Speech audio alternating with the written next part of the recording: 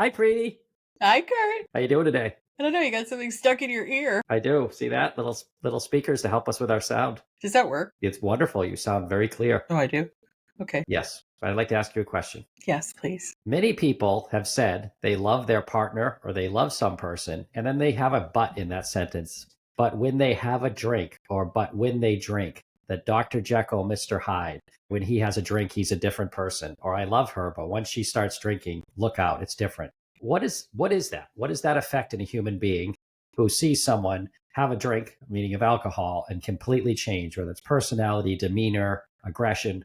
What's going on with it? Thank you for the question. It's a complicated answer, so I'm going to try to give it in a couple of parts. So if we're talking about a romantic relationship, because this can also happen in a parent-child relationship, but if we're talking about a romantic relationship and one party has an issue with drinking, not going to necessarily say they're an alcoholic, but one party has an issue with drinking and the other party has a problem with their drinking, there is a lot of tension and a lot of conflict that arises. I actually have experience on both sides of this relationship coin. On the one hand, I have been in relationships where the person I was with could be Jekyll and Hyde. And on the other hand, I've also been the person who had different personalities after a few or many drinks. And part of this is about the pathology of addiction. Addiction is progressive. Alcoholism is a progressive disease. That means that, well, everything might start off fun and games and you're this happy drunk.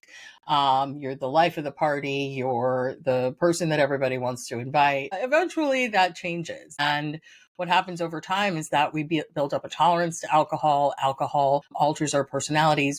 The dependency grows. We need it more and more. And there are absolutely changes that happen in personality. But there are two sides in a relationship, right? And every person has a part to play. So the person who is complaining about the person who's imbibing, who has these Jekyll and Hyde tendencies, also has a role to play in that. And I say that because I think that that person often feels very disempowered and feels like they have no agency in the relationship except to do one or two things. One, try to control the person who is drinking, which never works, or might work for a short period of time, but doesn't work in the long term. And two, blame themselves. And it's really nobody's fault. Addiction and alcoholism is a family disease. That's something that's said in recovery communities across the world. And that means that everybody in the family, everybody in the relationship is actually sick, not just the person using. So what happens to the partner of an addict or alcoholic is that they become codependent. They become enabling. They end up reinforcing patterns of behavior on their part, and they have a part to play. So we're not here to say blame or fault, but we are here to say that even in unhealthy relationships with a person who is an addict, that the well person also has a role to play. Well, Preeti, you mentioned how it's a family disease, and I had a grandmother who's now passed, lived to over 100, who would talk about my grandfather and said he was a great guy, but a mean drunk. Where does that expression come from as far as a mean drunk? Because you had mentioned when you start drinking, you're happy, you're the life of the party, people like having you around, you're funny.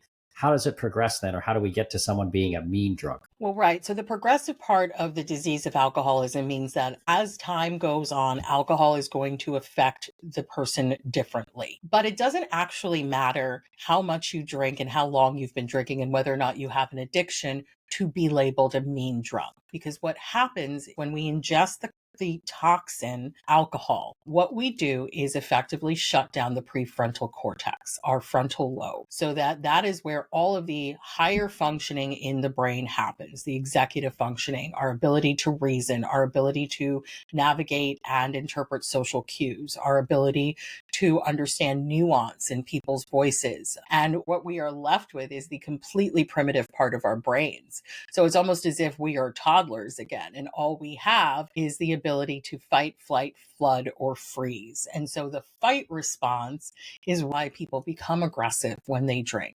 And then as time progresses and the alcoholic becomes more and more dependent on alcohol, it becomes fairly unpredictable how alcohol is going to affect us. So one drink or 20 drinks might have the exact same result.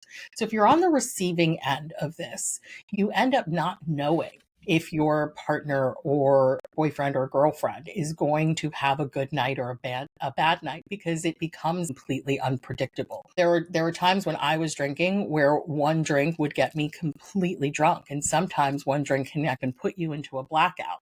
There are other times towards the end of my drinking days that 10, 15 drinks did absolutely nothing to me. And so you don't actually know. And that unpredictability causes a lot of instability in relationships. Partners of alcoholics tend to walk on eggshells. We tend to be really worried. We tend to get a lot of anxiety. Say if your partner drinks towards the end of the day, that anxiety creeps up someplace around late afternoon. You know it's going to happen. There's going to be a fight. The night will be ruined. And I think that heightened state for the person who's also not the problem drinker makes a contribution. It sets up an environment where you might be extra sensitive and you might be really triggered by the person just even pouring a drink, that you're waiting for it. And now your fight response is also triggered. It's really sad, because I think what ends up happening is that people who generally love each other, when there are no toxins involved, when there is no alcohol or drugs involved, become at odds, and it causes a lot of problems in relationships. And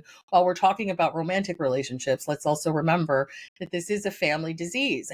For a child of an alcoholic mom or dad, when a parent comes home from work, that pit in your stomach, you know something bad is going to happen. You know that when dad or mom comes home from work, they're going to be in a bad mood. And, even if there isn't physical violence in the household, verbal violence and arguments between parents, sober or drunk, but probably worse drunk, because again, we're talking about people in total fight or flight mode where there is no reasoning, there's no compassion, there is no empathy, there's just anger, and everyone's really triggered. It's very unhealthy for the couple, but it's also really unhealthy for those kids.